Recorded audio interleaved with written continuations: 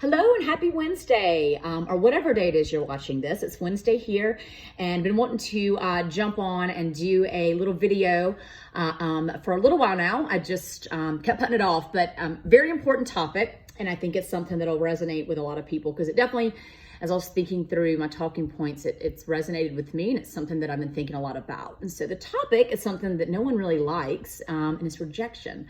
So no one likes to feel rejection. Rejection sucks. It stings. It can make you feel demoralized. It can make you feel not worthy, that you're not good enough.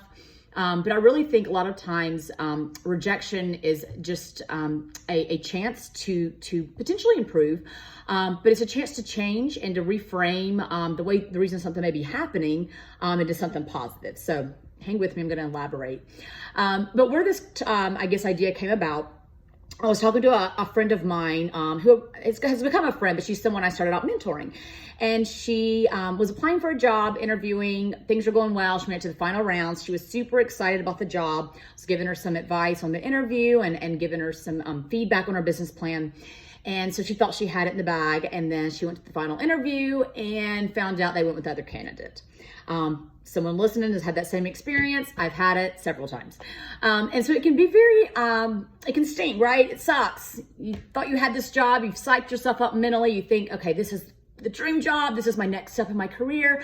And then, we went with the other candidate, right? And so, how do you take that experience and move on from it?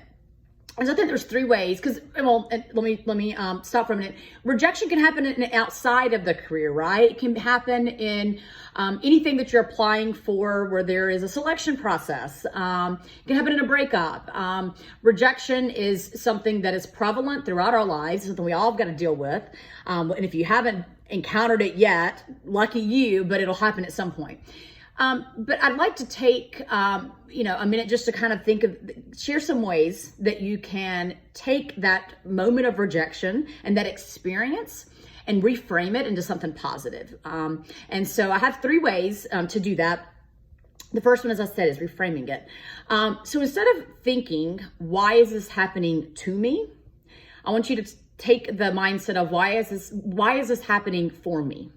So sometimes we look at it as we go on the defense, right? Like, why did this happen to me? I worked so hard to get this job. I put time in the interview. I put together this business plan. I did research on the company, whatever it may be, right? Why did it not work out? Why did this happen to me? We take defense. We feel like it was a personal attack, whatever it may be. But if you reframe it, think, why did this happen for me? And I've done this because I have applied for jobs that I didn't get. And, it can be very upsetting at the time. But when I started thinking about why is this happening for me, I was able to step back and say, maybe there's a better opportunity out there. Maybe there's things that I don't know that if I, move forward with this opportunity that would have happened that wouldn't have been good in my best interest or wouldn't have been good for me. So this takes a lot of faith. I agree, right? But, thinking about why is this happening for me? And there may be reasons why, or there could just be there's something you have to have faith that you'll find out at a later date. I know I've applied for jobs, wanted to get them, and then, maybe 6-9 months later, looking back in hindsight, I'm like, wow, I'm glad I didn't get that. What a great missed opportunity, right? Which brings me to my next point, which I have to give a shout out to one of my girlfriends, Tina, for sharing this thought with me. And it's not rejection, it's redirection. And I think that's important. I'm going to say it again. View rejection as a redirection. God is leading you to something better. And again, it kind of goes back to the reframing process. But when you really think through, why, it's not that you're being rejected by that. Maybe you needed to go through that experience for some reason unknown to you at the time. Maybe you'll find out later. Maybe you won't.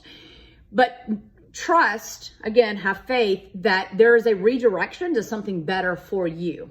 At the time, I know it's hard to see that, especially when you really get your hopes up. But again, having the faith that, that didn't work out, but there's a reason that didn't work out. There's something out there for me. I'm going to keep moving forward.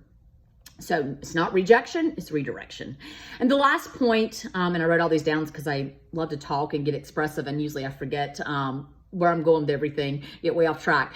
But this one takes a lot of humility, and this is not something you're probably going to do the day of. I always like to say, if something doesn't work out, take that 24 hours, maybe 48 if you need it. Eat your pint of ice cream, drink your wine, whatever you need to do. Take a day off, a mental health break. Whatever helps you get back in a good headspace and a good mindset, but take that time for you. And then when you're ready to kind of confront it again, I want you to ask yourself these questions. What can I learn from this experience? And how can I improve next time? Again, takes a lot of humility, putting your pride aside. But when you can do this, I think that, again, it helps you to cope easier with it. If you can say, there's something to be learned, right? But also, how can I get better next time? Maybe, and asking for feedback. I've always said, anybody that knows me, that feedback is a gift. And I think so many people are reluctant to give other people feedback because they don't want to hurt their feelings. But feedback is a gift. And sometimes I'll ask people, can I share some feedback with you? Good or bad, I think it's important to give people both, because sometimes there's a lack of self-awareness on something that they're not doing well, that maybe is preventing them from getting these job opportunities or whatever it may be. So it's important that you're bringing people to that level of self-awareness. And if they take your advice or they, get upset with you, then that's not on you. That's on them, right?